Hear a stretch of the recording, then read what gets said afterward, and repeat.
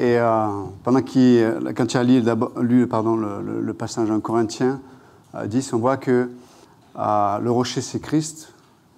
Donc, imaginez, donc Moïse a frappé 2 fois Christ, en fait. Sous-entendu, Christ ne suffit pas.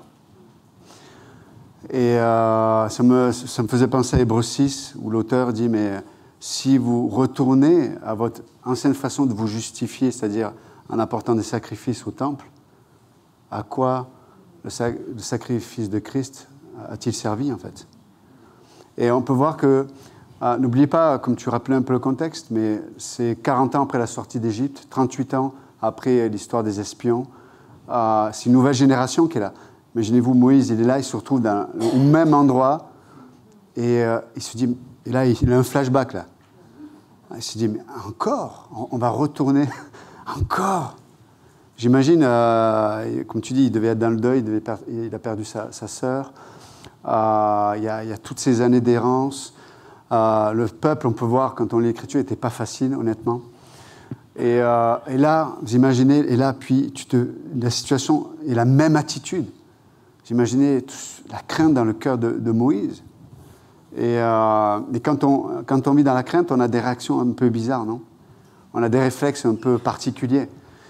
Et là, en l'occurrence, c'est souvent la colère qui prend le pas.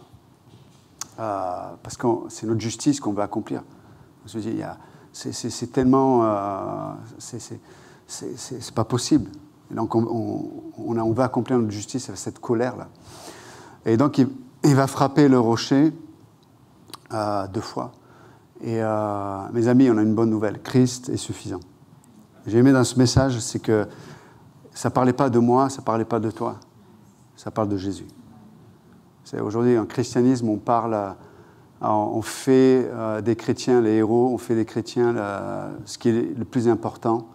Bien sûr qu'on a de l'importance, mais c'est Christ. C'est Christ qui est le sujet. L'ADN de la parole de Dieu, c'est que ça parle de Christ. Vous vous souvenez, quand les disciples d'Emmaüs sont avec Jésus, nos cœurs ne brûlent-ils pas en dedans de nous lorsqu'ils partagent l'Écriture? Parce que, et on voit, juste avant, Jésus dit, il prend toute l'Écriture et il montrait que chaque partie de l'Écriture, donc de l'Ancien Testament, parlait de lui. Tout parle de Christ, en fait. Et quand on veut trouver une solution pour nous, Christ ne sera pas suffisant. Au contraire du chant de Charlène. Il est suffisant. Mais qu'est-ce qu'on recherche? Qu'est-ce qu'on recherche, en fait? Est-ce qu'on recherche Christ ou juste un Christ qui a des solutions pour moi? Et je me refais encore une fois le sujet de tout, quoi. Tout tourne autour de moi. Christ est le sujet. Christ est le rocher. Christ est suffisant. Christ, une fois pour toutes, a été frappé. Wow. Et c'est intéressant parce que dans ce passage, on peut voir que Dieu demande à Moïse et Aaron de prendre la verge. Et ça parle de la verge de Aaron. Et la verge de Aaron, à la différence de la verge de Moïse, Moïse avait une verge. La verge de Moïse, c'était la verge du jugement. Alors que la verge d'Aaron, c'est la verge, le bâton, on va dire, du sacerdoce, de la prêtrise. Vu que Christ, la colère de Dieu est déjà tombée sur Jésus, l'autorité de Moïse se trouvait en tant que prêtre,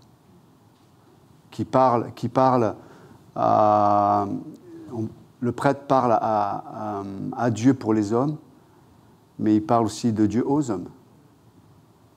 Et c'est là où se trouve la provision. C'est que notre autorité, c'est de prendre de l'eau qui est déjà sortie du rocher et de pouvoir apprendre au peuple aussi à voir que le rocher a déjà été frappé. Pour le dire autrement, nous sommes sur la dispensation de la grâce. La colère est déjà tombée. C'est pas une bonne nouvelle, ça? La colère est tombée. Et Dieu n'a pas de rapport avec toi et moi vis-à-vis de la colère. Un aspect pratique à ça. Je vais l'illustrer avec cela. Je sais qu'il peut y avoir des fois dans le christianisme des mouvements qui pensent que le chrétien ne peut pas être malade, que le chrétien demande à Dieu et la guérison ou le miracle va se passer. On pense que voilà, il faut prendre l'autorité, que les choses vont se passer, etc., etc. Ce que je ne crois pas, honnêtement. Je ne crois pas. Je crois que Dieu, dans sa souveraineté, peut opérer des miracles, bien sûr. Mais je ne crois pas que nous avons l'autorité de dire à Dieu ce qu'il doit faire.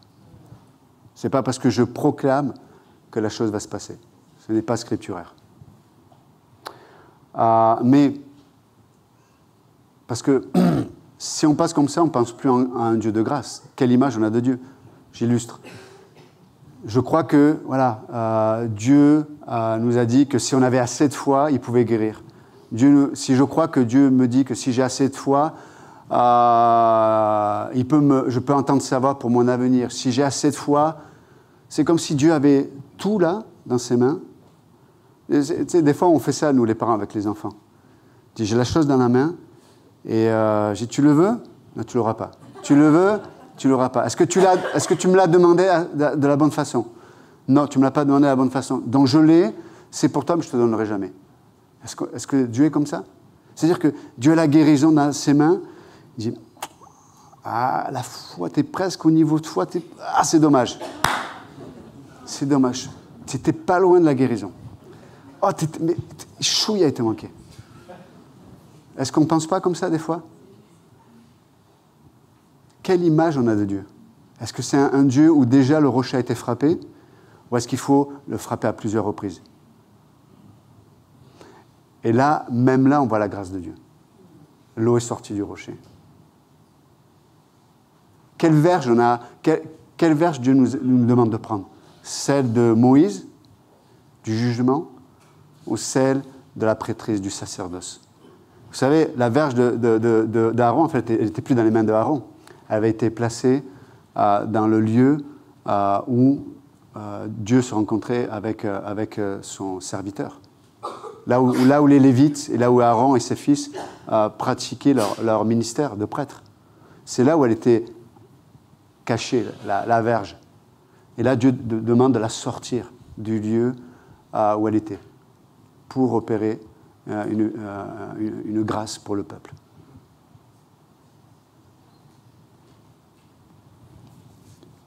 Est-ce que Dieu est suffisant? Amen. Mais il a déjà été frappé. Il a déjà... Et ça nous ramène à notre... ça nous ramène à notre état, en fait. Le psalmiste le rappelle, il dit, psalmiste, il dit, mais qu'est-ce que l'homme pour que tu te souviennes de lui? Mais qu'est-ce qu'un être humain pour qu'en lui tu t'intéresses? Nous ne sommes que poussière. Et on va retourner à la poussière. C'est vrai ou pas? À part si Christ revient, bien sûr. Mais notre corps va retourner à la poussière. On n'est rien. Et en même temps, je ne fais pas de la politique, là, je sais que c'est cette expression de certains politiciens, et en même temps, nous sommes la prunelle des yeux de Dieu. Pas parce que Dieu m'a regardé, il a dit, waouh, il y a quelque chose en Johan. Il ne le sait pas, mais il y a quelque chose d'extraordinaire en Johan. Mais il ne le sait pas, je vais lui montrer. Est-ce que ce n'est pas ça aujourd'hui qu'on entend dans le christianisme? Il y a quelque chose d'extraordinaire en toi. Et si tu crois en Jésus, Jésus va le révéler. Non, quand Dieu m'a vu, il dit, waouh, il est bien pécheur comme les autres. La Bible dit, il n'y a rien, de la plante du pied jusqu'à la tête, il n'y a rien en bon état en Johan. Il n'y a rien en Johan qui puisse dire, dans le ciel, hé les gars, venez voir ce gars, vraiment il a quelque chose, il a un trésor, mais il le sait. Non, le seul trésor que j'ai aujourd'hui à vous présenter, c'est le trésor que Dieu a placé en moi, c'est Jésus-Christ. Il n'y a rien, je n'ai rien.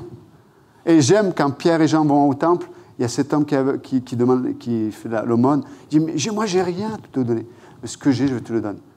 Et leur trésor, c'était Jésus-Christ. Tout pointe sur Jésus-Christ, tout parle de Jésus-Christ. Ça, c'est extraordinaire. Donc, et Dieu fait ce travail à nous, parce que, pour être honnête, il y a plein de domaines de ma vie, c'est moi. Hein. Jésus fait ça pour moi, et je le confesse. Et vous aussi, je suis sûr. Seigneur, et c'est normal, on est des êtres humains, et Dieu ne nous blâme pas là-dessus. Dans Philippiens, il est dit que, voilà, on peut faire connaître à Dieu nos besoins, mais avec action. Pourquoi il parle de l'action de grâce? C'est comme si c'est l'élément essentiel. Parce que c'est Christ, en fait. Christ est l'alpha et l'oméga, il est le début et la fin. Il est tout ce qu'on recherche en premier et en dernier. Il est l'objet sur lequel tout doit tourner. Donc, en action de grâce, c'est sous-entendu, tout ne doit pas tourner autour de tes besoins, de tes problèmes. Tout, ton regard, le regard de ton cœur doivent pointer sur Jésus-Christ. Et là, on dit, merci Seigneur. Oui, je vis une galère. Oui, c'est compliqué. Oui, je ne comprends pas. Oui, peut-être il y a des émotions en moi, il y a des attitudes, il y a des trucs. J'ai envie de tout lâcher. Mais avec action de grâce. Mais moi qui suis pécheur, moi qui méritais l'enfer, tu m'as sauvé. Merci Seigneur. Merci. Vous voyez? Et ça, c'est vraiment, on ne doit pas l'oublier. Ça, c'est vraiment la clé. C'est Jésus-Christ. Du début à la fin, tout est pour lui, par lui. Ça, c'est ça l'autorité que nous avons reçue en Jésus-Christ. C'est ça notre prêtrise. Révéler Jésus-Christ. Alors voilà, juste encourager sur ce que disait Pasteur Jean ce matin. Merci beaucoup. C'est vraiment un très, très bon message. Et on va prier. Père Céleste, merci encore pour ta parole. Merci vraiment pour ce message. Vraiment. Tu es le roc de notre salut, de nos vies. Quel repos céleste de savoir que tout ne doit pas tourner autour de moi. Mais tout est de toi, tout est par toi, tout est pour toi.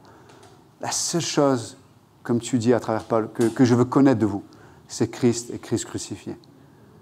Merci. Tu es précieux. Tu es la personne la plus précieuse dans l'univers et dans l'histoire. Merci Jésus-Christ. Que mes regards, que mon cœur, mes pensées, tout mon être, Seigneur.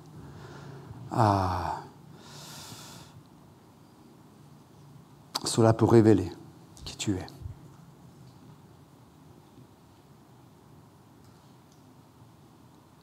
Et comme on le disait dans la prière, au temps de la louange aussi ce matin, on veut s'associer à la prière de Paul dans Éphésiens 3.